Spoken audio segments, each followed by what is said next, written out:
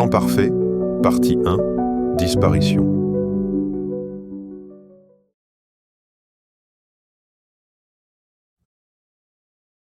Debout sur le bord du précipice, Antoine regardait en bas. Personne ne survivrait à une chute pareille, se dit-il. C'est l'endroit parfait. Il jeta dans le vide son sac de randonnée. Il ne l'entendit même pas toucher le sol.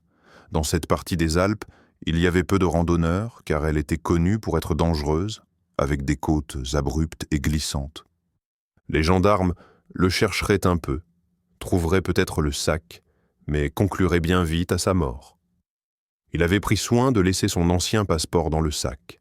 Ainsi, on ne penserait pas qu'il ait pu quitter le pays.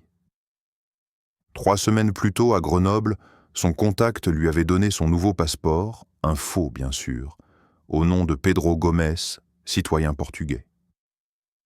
Antoine, étant à moitié portugais par son père et parlant parfaitement cette langue, il pourrait très bien jouer ce rôle.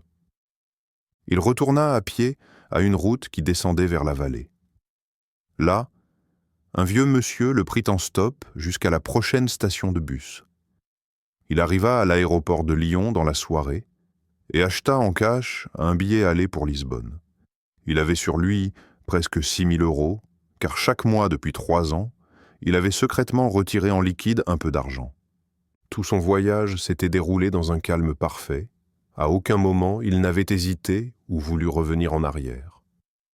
Pourtant, Antoine laissait derrière lui une femme, Adèle, et 2 enfants, Thiago et Stella. Il avait fait de son mieux pour les aimer, pour être un bon mari et un bon père, mais il n'était pas fait pour cela. À l'âge de 10 ans, on avait diagnostiqué chez lui une personnalité psychopathique. Oh, il n'était pas violent, juste incapable de ressentir des émotions fortes. Lorsqu'il avait rencontré Adèle, il avait essayé très fort de l'aimer, mais encore aujourd'hui, il se demandait pourquoi il fallait se soucier d'elle plus que de n'importe qui dans la rue. Lorsque ses enfants étaient nés, il s'était dit « ça y est ». Il allait enfin savoir ce que veut dire le mot « amour », car qui peut-on aimer plus que ses propres enfants? Pourtant, même lorsqu'il tenait leur petit corps dans ses bras, aucune émotion ne faisait surface. Sa vie était une pièce de théâtre.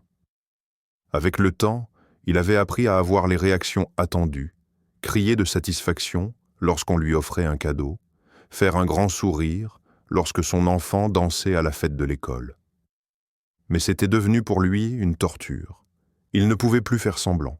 Alors il y a 3 ans, il avait décidé de disparaître. Au guichet d'enregistrement des bagages de Taper, à destination de Lisbonne, une jolie hôtesse prit son passeport, le regarda un instant pour vérifier que la photo était bien la sienne. Son regard dura un peu trop longtemps au goût d'Antoine, mais elle finit par dire avec un sourire Bon voyage, monsieur Gomes.